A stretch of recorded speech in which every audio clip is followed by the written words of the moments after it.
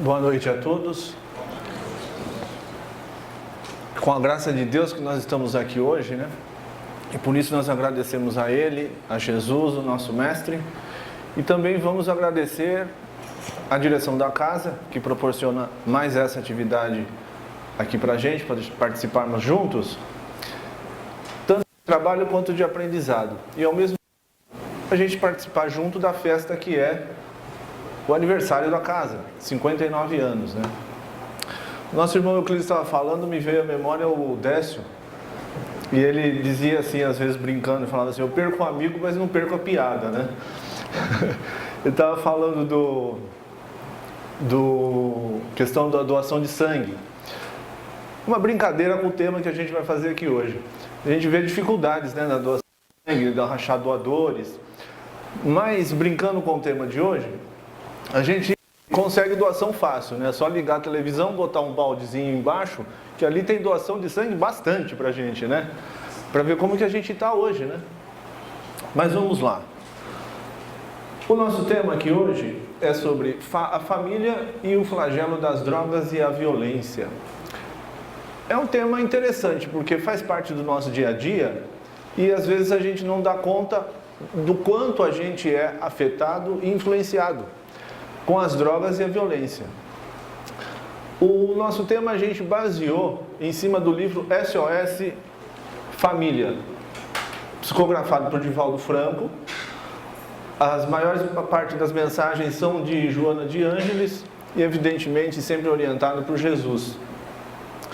Então, vai acontecer algumas informações desse livro, mas também de outros dentro da doutrina, sempre trazendo a doutrina como ela é, a doutrina espírita, né?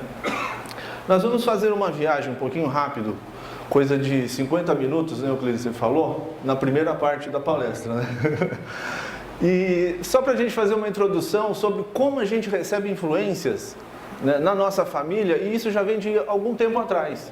E a gente às vezes não percebe, né? Então a gente olhando um pouquinho para trás da nossa história, a gente começa a entender um pouquinho do que acontece hoje na nossa família e na família de modo geral. Um conceito de família.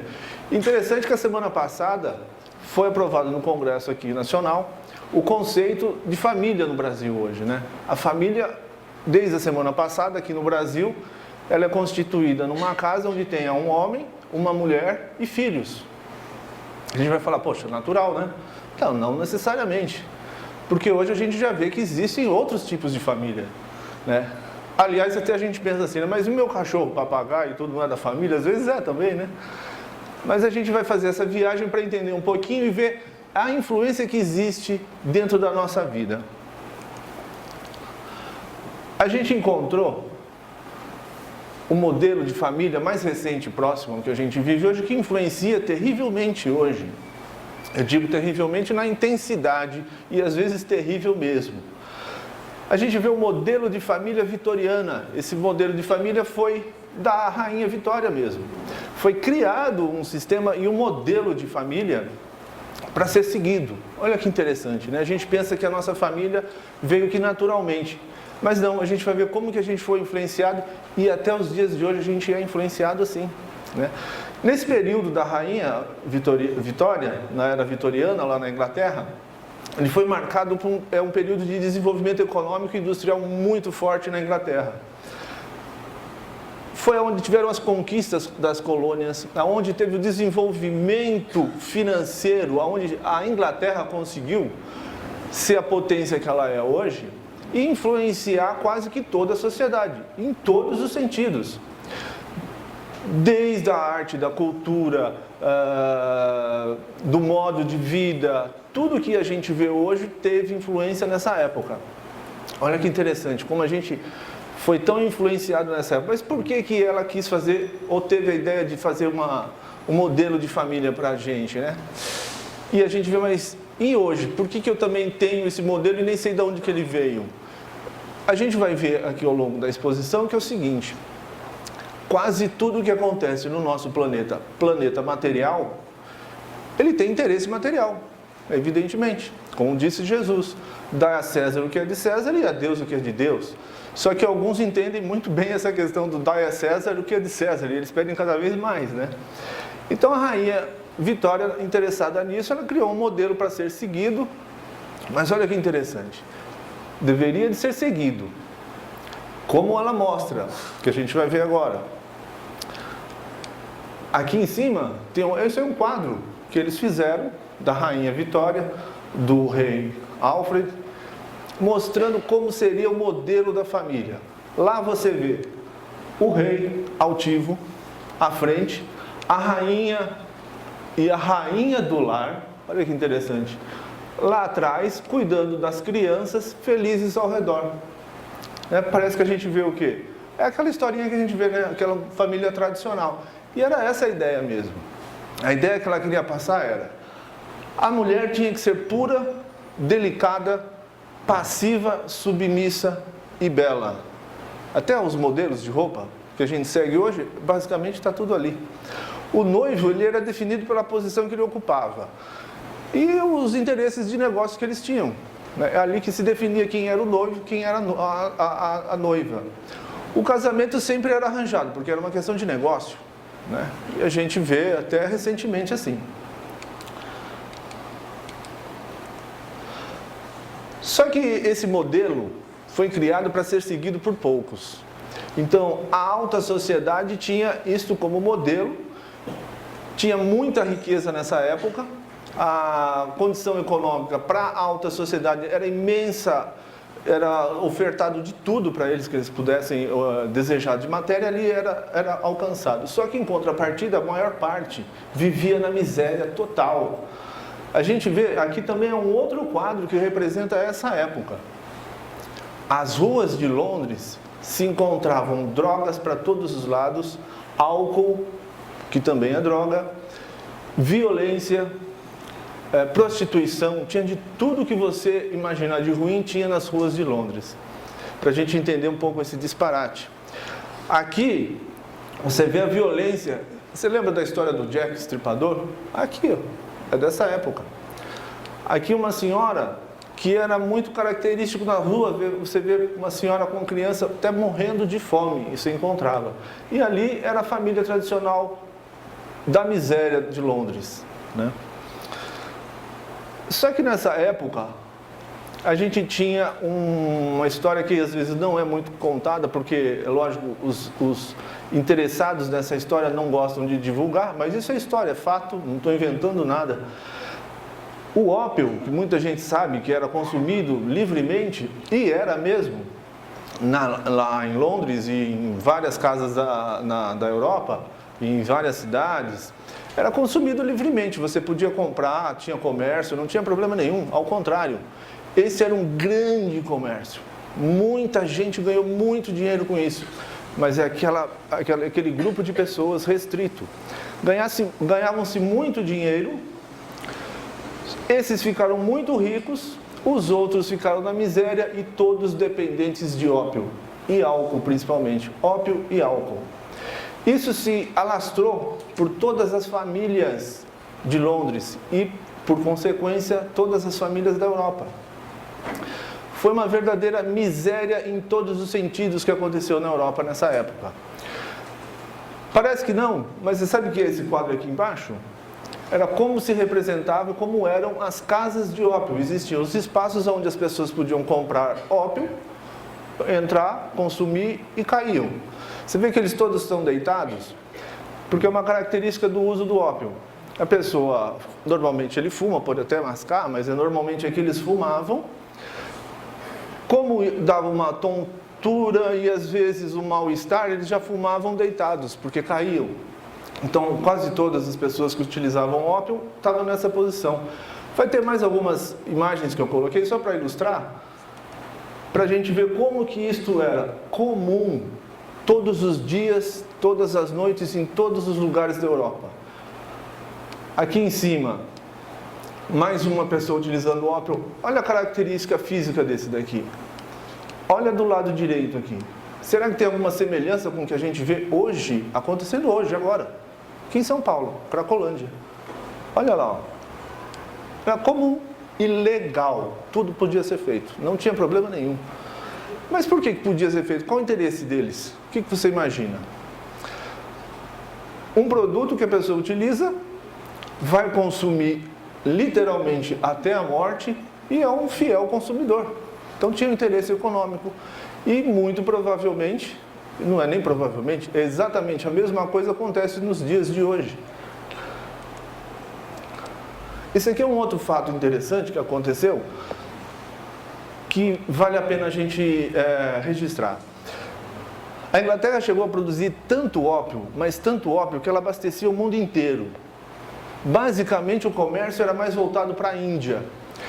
Aliás, a produção era voltada na Índia. E da Índia, eles exportavam tudo para a China.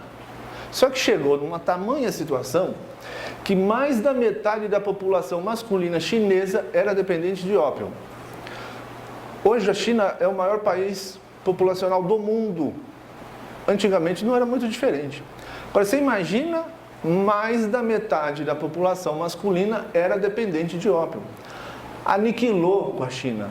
Foi a ponto do imperador mandar uma carta para a rainha pedindo a ela que parasse, porque não tinha mais condição. O país estava numa calamidade que não tinha mais condição de fazer mais nada. Ignorou completamente, continuou vendendo, até que ele barrou a entrada dos navios ingleses, que também já eram navios americanos, e dali se fez o embargo, não quis deixar mais entrar, mas só que a Inglaterra não quis que acabasse com esse comércio extremamente rentável. O que ela fez? Entrou em guerra, literalmente entrou em guerra e obrigou a China a abrir os portos e a consumir novamente o ópio. E acabou literalmente com a China, acabou. Nessa época, a China não tinha mais o que fazer, estava totalmente fora do controle. E aí a gente vê também mais uma analogia com os dias de hoje. Você imagina, hoje, sem entrar na polêmica, mas é para reflexão, a gente vê muitas pessoas querendo entrar na questão da legalização das drogas. A legalização das drogas nada mais é do que um facilitador do consumo. Aqui a gente está vendo que facilitou, você acabou com a pessoa, acabou com uma população, acabou com uma sociedade e acabou com uma família inteira. Acabou. Dali você vai ver a violência, você vai ver a prostituição. Por quê? A pessoa não tem mais o que comer porque ela não trabalha, não consegue mais trabalhar. Ela não tem mais o que fazer da vida porque a família ao redor não tem mais sentido. Ela já não tem mais vontade de fazer nada. Não tendo mais vontade, ela também perdeu completamente a escolha dela, ela não escolhe mais nada. Ela é um moribundo, não tem mais nada o que fazer. Mas que isso foi percebido pela própria rainha, foi ao ponto que ela chegou, viu o tamanho do flagelo que era, o que estava acontecendo, que a própria rainha, e aqui em 1878, ela proibiu o uso, o consumo e a venda do ópio dentro da Inglaterra. Que interessante, né? Ela proibia ali dentro, mas fora não tem problema nenhum. Continuou fazendo novamente aquele comércio dentro da China. Teve uma segunda guerra do ópio, isso daqui é história, hein? Uma segunda guerra do ópio, onde a China perdeu essa guerra novamente e teve que, por obrigação, ceder Hong Kong para a Inglaterra.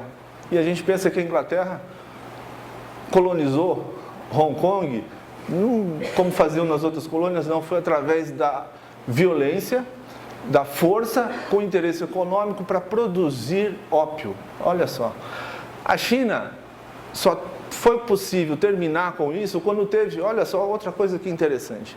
Quando você acaba, não tem mais nada o que fazer, alguém daquele povo ou daquela família ou daquela sociedade vai tentar levantar uma voz contra.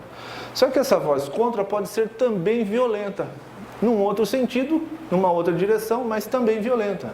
O que aconteceu? Teve a Revolução Chinesa. Acabaram com o consumo do ópio, mas também acabaram com a liberdade das famílias, das pessoas e por aí afora. Isso passando, essas influências passando, a gente chega nos anos 60, agora mais próximo da gente.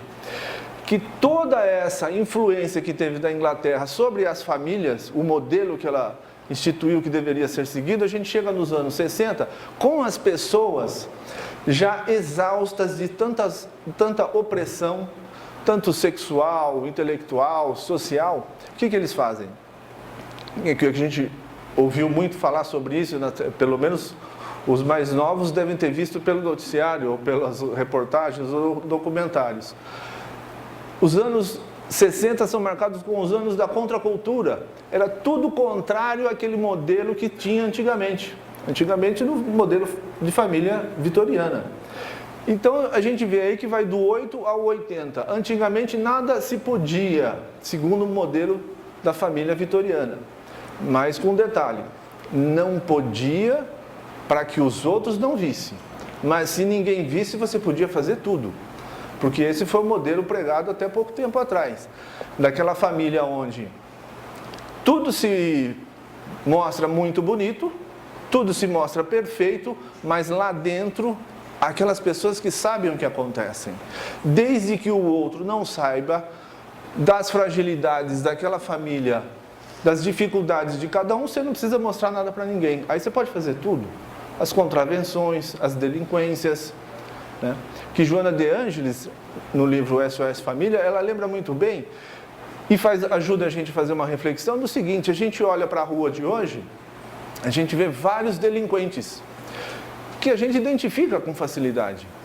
Mas existe aqueles delinquentes que a gente não identifica com facilidade, que são aqueles que estão atrás de uma imagem bonita, de uma imagem agradável, aonde é aqueles que realmente são os grandes delinquentes.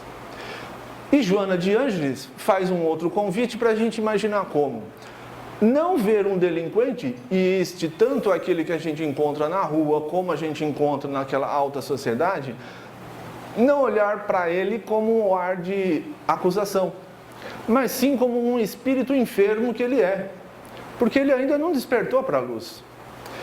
E este que ainda não despertou para a luz, com intenções ainda obscuras às vezes, influencia muito a nossa sociedade, influencia muito a nossa família.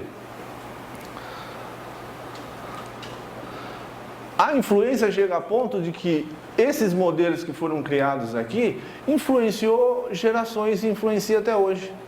A gente vê ali no alto James Dean na sua moto com um sério problema que foi criado com aquele modelo de que o jovem, ele não precisa se preocupar com nada, ele precisa simplesmente montar na sua motocicleta e seguir sem destino.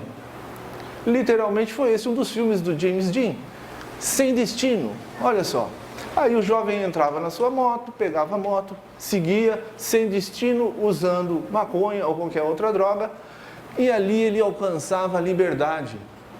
Olha só que interessante também. Como que eu vou alcançar a liberdade? Pegar uma moto e sair sem destino? Sem saber o que fazer? Sem saber o que eu sou? Mas este modelo influenciou uma geração inteira, influencia até hoje. A gente vê ali Janis Joplin, também desencarnou por overdose, que é uma consequência comum desses ídolos que foram criados. Que eles, na ansiedade de buscar a liberdade, se deixavam levar e se deixaram levar e ainda hoje se deixam levar pelo uso de qualquer droga, que se liberta, se alivia das suas dificuldades e segue sem destino. Por que seria que isso acontece? Por que será? Porque muitos dessas pessoas que comandam hoje aqui o nosso mundo material, ele tem um interesse econômico. Então ele vai utilizar dessas pessoas para fazer consumo mesmo. É interesse financeiro. Elvis Presley, que a gente viu, também da mesma maneira, foi criado um modelo no qual eles mesmos caem. Olha que interessante. Aliás, tem um documentário que não é muito aberto no meio comercial, mas sobre John Lennon, que também foi criado um modelo. E depois ele mesmo diz o quê? No final, próximo do final da sua vida, ele fala o quê? O sonho acabou. Aquilo que ele imaginava da liberdade, que era aquela geração, ele mesmo, percebendo isso tudo, ele falou, o sonho acabou. Mas qual o sonho que acabou? O sonho que eles imaginavam que era sério. Porque não era, porque estavam caindo na mesma armadilha. Consuma drogas, que você será livre. Né? E hoje a gente vê, dentro de casa, na televisão, esse bombardeio que passa lá na televisão. Você vê a propaganda de cerveja, por exemplo. Você vê alguma pessoa triste fazendo propaganda de cerveja? Você vê alguém triste? Alguém desnutrido? Passando fome? Com problemas na família? Com dificuldades? Porque um familiar desencarnou por causa do uso do álcool? A gente não vê isso. Ao contrário, a gente vê pessoas felizes, dando risada, descontraídas, né? Olha só, qual é a imagem que hoje querem se passar para o jovem, especificamente, porque o adulto, ele já é um público cativo. O jovem que eu estou dizendo aqui é de 13, 14, 15 anos, viu? Porque passou dessa fase, você já virou o consumidor fiel deles. Então não se preocupe, eles não se preocupam mais com esse público. Se preocupam com o público dessa idade, 13, 14, 15. Porque aquele ele vai ver que é o jovem que é feliz, bem-sucedido, está entre a turma, está entre amigos, conversando, brincando, feliz da vida. Mas essa não é a realidade. Essa é a imagem que passa, né? Com interesses, evidentemente, financeiros e econômicos. Não sei se alguém deve lembrar dessa propaganda que tinha, desse aqui, ó, do cigarrinho de chocolate. Hoje a gente vê e acha que é um absurdo, mas na época pra gente era super normal. Eu fui bobo também, eu comprei disso daí, né? Eu falava, queria ver lá, fazer, porque a gente cai no exemplo, a gente olha e faz igual, olha e faz igual, olha e faz igual. A gente repete, né? E isso tudo acontecendo, a gente vai vendo que a nossa vida ela é repleta de influências que a gente recebe, de todas as espécies. Pode ser influência material, espiritual, influência da televisão, influência do modelo de família, e tudo interfere diretamente na nossa conduta, tanto quanto indivíduo, tanto quanto família e tanto quanto sociedade. E esse indivíduo que vai receber essas influências, ele vai compor a família dele. Só que essas influências, se não são boas influências, essa família também vai ter problemas. E essa família tendo problemas, vai refletir na sociedade. Então a gente vê que a sociedade que a gente vive hoje é exatamente quem somos, né? Agora, isso também não é para a gente ficar triste, muito pelo contrário. É para a gente despertar, perceber que a sociedade que a gente está, é a gente que muda, para um lado ou para o outro. A gente vai passar um vídeo pequenininho, não dá 30 minutos esse vídeo aqui. Ele vai demonstrar um pouquinho do que é a nossa família hoje. Para quem é espírita vai compreender facilmente, para quem não é também vai compreender. Mas se tiver interesse no assunto, depois a gente conversa mais tarde, ou até mesmo em outras ocasiões aqui na casa ou com qualquer outro frequentador da casa. Mas é para ilustrar, para a gente ver se a gente se encaixa ali dentro e como está sendo a nossa atitude dentro da nossa família. Mas volto a frisar, não é jamais, não é jamais para a gente ver uma situação, quando a gente se depara com ela e fica meio indignado às vezes, para a gente se deixar levar negativamente, ao contrário, porque aí a gente que desperta para a possibilidade da mudança, né? Então a gente vai ver esse videozinho agora aqui. Não adianta, Ronaldo, a culpa é sua. E agora nós estamos sem telefone. Ah, mas que novidade, né, Júlia? A culpa é sempre minha. Se eu esqueci de pagar, você também esqueceu. Mas a responsabilidade de pagar a conta dessa casa é sua. E a sua cabeça não tá aqui. Onde é que anda essa sua cabeça? Minha cabeça tá no mesmo lugar, Júlia, tá? Mas tô cheio de problemas e cheio de você. Eu não tenho culpa se o boleto não chegou, porque eu sempre pago essa porcaria. Pagasse pela internet, tá? Isso não é desculpa. Ou você acha que os caras com peninha de você deixaram você usar um mês de telefone grátis? Chega! Eu vou pagar essa porcaria. Agora cala tua boca e me deixa em paz. Pera aí que eu ainda não acabei. Você vai ter que me ouvir sim. Acabou sim. Acabou. Aí. Vambora, fogueira. Quem vai ganhar, cara? Você sabe que eu sou viciado, só jogo com ela. Toma! Ó, Fatália, chega, não quero mais ouvir sua voz. Ah, não quer ouvir minha Não voz? quero. Agora você vai ouvir. Chega, Você Júlia. vai me dar Para, boca. Júlia. Tá bom. Desculpa. Ok? Eu não vou mais esquecer de pagar a conta, tá? Tô com a cabeça cheia de problemas, é isso. Desculpa. Ué, o que tá acontecendo aqui? Eu não tô... Brincadeira, que negócio de desculpa agora. Ah, ele vive no mundo da lua e você fica fazendo tudo sozinha? Vambora, não dá mole pra ele não. Tá bom. Também tô nervosa, muita coisa na minha cabeça.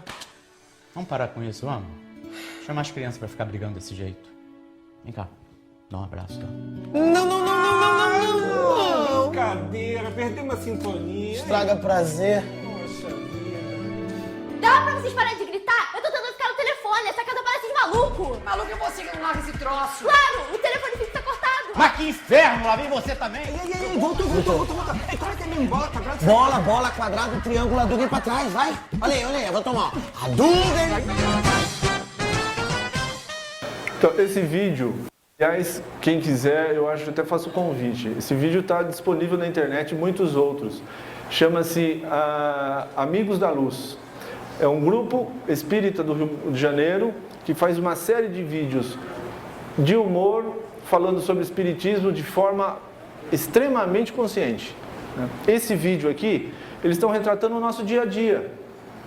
Aquelas dificuldades que a gente tem e a gente não sabe como fazer, mas vê como a gente recebe as influências, né? Parece um videogame mesmo. Quando acalma tudo, depois vai lá, opa, voltou, a gente começa. Essas são as influências que a gente recebe e a gente vai reproduzindo e a gente não sabe até que ponto a nossa família está sendo influenciada na sociedade, pela sociedade, né? Aí chega a pergunta e fala assim, qual é a família ideal então?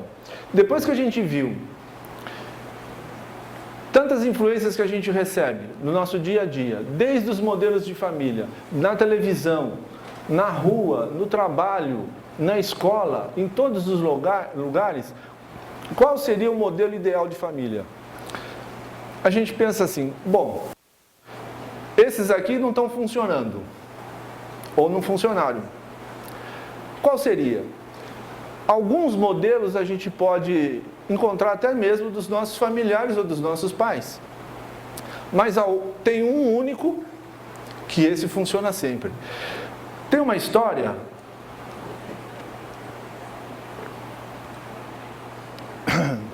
real e que quase todo mundo conhece, pelo menos já ouviu falar, do Al Capone.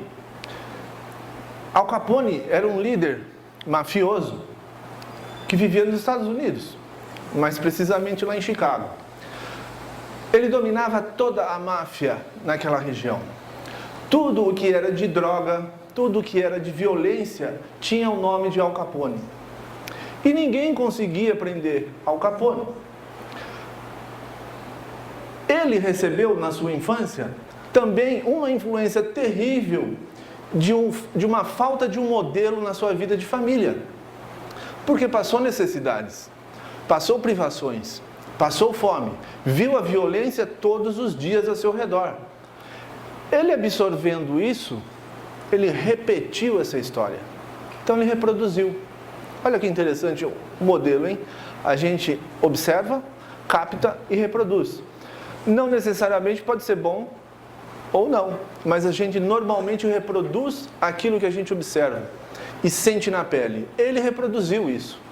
Reproduziu no seu dia a dia sem escrúpulo nenhum. Aonde tinha violência na costa leste dos Estados Unidos, ali era Al Capone. E ninguém conseguia prendê-lo, apesar de todas as dificuldades que ele criava, e todo mundo sabia que era ele, mas não prendiam. Mas por que não prendiam Al Capone? Porque ele tinha o poder econômico, que ele pagava um advogado, na época o melhor advogado que existia, que era chamado de Ed Asy, e ele não era preso. Todas as situações que aconteciam ao redor dele, aconteciam, sabiam, mas graças ao dinheiro, o poder econômico que ele tinha, Al Capone não era preso. E ali continuava aquele ciclo por anos de prostituição, de violência, criminalidade. Tudo que era ali acontecia de crimes possíveis era visto naquela região. Só que Ed Asy era um advogado excepcional.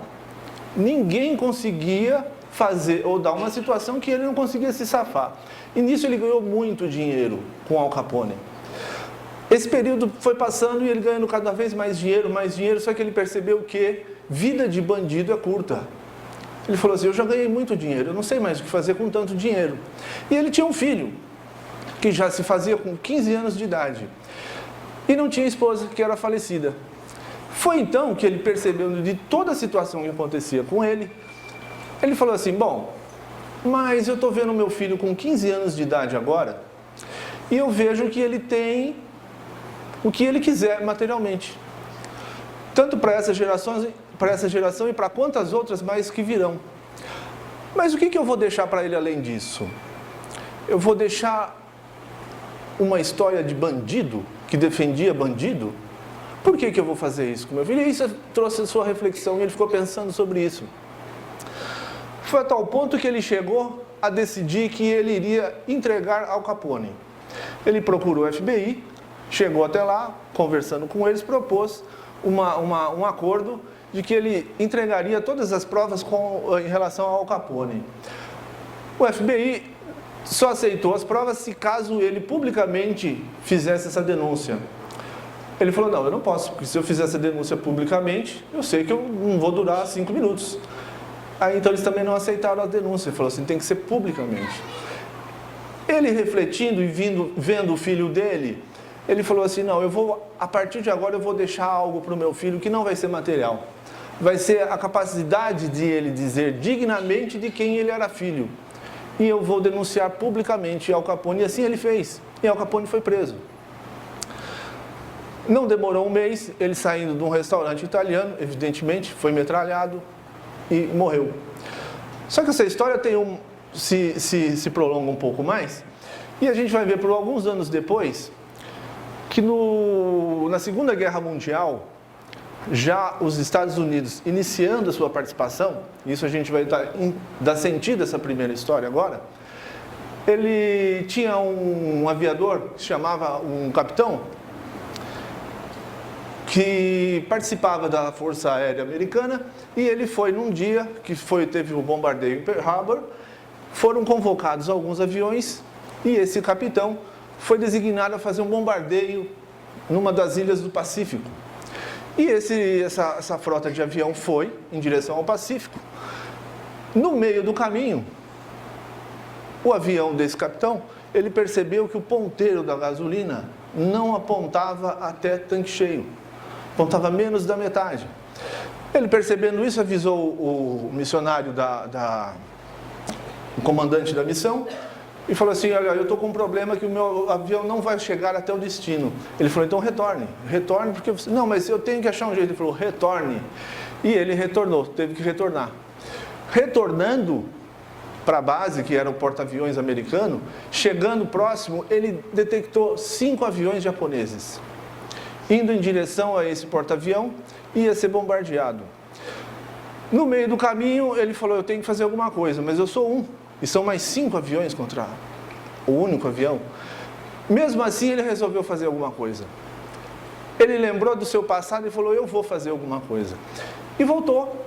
Ligou a câmera do avião, isso está registrado. Ele ligou a câmera do avião e partiu para cima dos 5 aviões. Ele conseguiu derrubar um, derrubou 2, derrubou o terceiro. Os outros 2 voltaram. Chegando na base, ele avisou o que tinha acontecido. Na base, as pessoas não acreditavam. Ele falou, eu consegui ligar a câmera. Se estiver a filmagem, a gente vai ver o que aconteceu. E isso aconteceu. Ele foi condecorado com a mais suprema homenagem da Força Aérea Americana, até hoje. E esse rapaz, esse capitão, Burt Ohio, teve o seu nome colocado no aeroporto de Chicago, como homenagem. Tem uma estátua dele lá. Só que a gente vai ver que esse capitão era filho de Ed Easy, aquele advogado de Al Capone, que em um determinado momento da sua vida despertou o interesse de que eu tenho que deixar um exemplo para o meu filho. Um exemplo. Aquela denúncia que ele fez para tentar recuperar aquela situação que ele criou, serviu de exemplo para o seu filho. Que naquele momento, voltando, se ele voltaria atingindo aqueles aviões ou não, ele tomou a decisão que sim, porque lembrou do pai e do exemplo que ele deixou. Apesar de ter possibilidade de perder a sua vida, ele lembrou daquele exemplo. Por que a gente falou dessa história?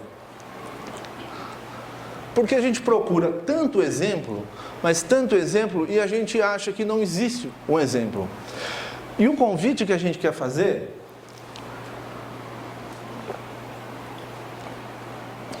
que normalmente a gente ouve que o melhor exemplo que existe é Jesus. Mas só que antes disso eu queria fazer um convite para a gente refletir um pouquinho. Por que a gente ouve tanto falando que Jesus é o melhor exemplo e a gente não consegue acompanhar esse exemplo? Ele estava dizendo aqui, ó, eu lhes dei o exemplo para que vocês façam como eu lhes fiz. Por que a gente não faz o que ele fez? Porque a gente ainda tem muito preconceito. Parece uma palavra estranha em relação a esse assunto, mas não é. Porque a gente tem preconceito, a gente acha que Jesus falou o que ele falou há 2000 anos atrás. Não diz nada com o que está acontecendo no meu dia de hoje. Não diz nada com o que está acontecendo com a violência nas ruas de hoje. Não diz nada do que acontece na minha família, pois ele disse tudo. Por preconceito, a gente não olha para ele. Acha até bonito de ouvir, mas não consegue fazer isso na nossa prática. Porque se eu falar para o meu vizinho que eu estou seguindo um exemplo e esse exemplo é Jesus, olha o preconceito. Ah, ele vai achar que eu sou coitadinho, que eu estou vivendo no mundo da fantasia. E Jesus, o convite dele não é para viver no mundo da fantasia. Ao contrário, é para viver no mundo real. Porque tanto as drogas, tanto a violência, como qualquer outro mal que acontece na nossa vida, só acontece porque a gente não tem um exemplo a ser seguido. Nós não temos valores que possam impedir, em determinado momento, a minha decisão de nessa ou naquela direção. Porque quando eu não tenho o exemplo, não estou preparado para tomar uma decisão, eu posso tomar a decisão errada. Tomando a decisão errada, eu posso comprometer toda a minha vida, toda a minha existência, comprometer a existência da minha família. Então a nossa proposta é essa, olhar para Jesus, não mais com aquele preconceito de que ele dizia algo bonitinho para a gente deixar na prateleira, mas é para colocar dentro da nossa vida. Porque quando a gente volta para casa, depois de um dia inteiro, quando a gente põe a cabeça no travesseiro, só a gente sabe o que a gente passou. Só a gente sabe as dificuldades que a gente tem, mas somente Jesus consegue compreender isso. E a gente fecha essa porta. Mas ele mesmo disse, se você buscar, você vai achar. Se você bater na porta, ela vai se abrir. E se você pedir, você vai conseguir. Ele não estava dizendo que talvez aconteça isso, ele afirma. Então a proposta de Jesus é, se a família tiver um modelo e um guia dentro de casa, sendo Jesus, você não tenha dúvida que todas as dificuldades com os seus familiares começam a modificar. Para encerrar, eu ouvi uma história outro dia que dizia mais ou menos assim, rapidinho. Um irmão estava dizendo que ele estava passando por dificuldades e ele é dependente químico. Estava passando por dificuldades que se fechou todas as portas ao seu redor. Não tinha mais para onde ir. Teve que voltar para a casa da família e voltou para a casa da mãe, com quem ele tinha muitas dificuldades de relacionamento. Mas ele prometeu para ele mesmo que iria ficar apenas um mês. Ele ficou 8 anos. Esses 8 anos que ele jamais pensou que iria passar, a conclusão dele foi a seguinte: todas as dificuldades que foram criadas ao meu redor me conduziu para lá, voltar ao lar, com a minha mãe que eu tenho dificuldades. Mas só que hoje, essa lapidação mudou o relacionamento entre eu e ela. Só que, apesar das situações da vida nos empurrarem para que haja essa lapidação, esse nosso irmão começou a ter um modelo, quase que inconsciente, mas ele tem, que é Jesus. Começa a mudar a vida dele sem ele perceber. Quando ele viu, falar, realmente está mudando. Então essa é a proposta, de que A mudança da nossa vida ocorre, sim, quando nós nos dispomos a fazer. Caso contrário, a nossa sociedade vai ficar como está, a nossa família fica como está e a gente fica como está. Então, que Jesus possa fazer parte da nossa vida cada vez mais e sem preconceito, com a graça de Deus.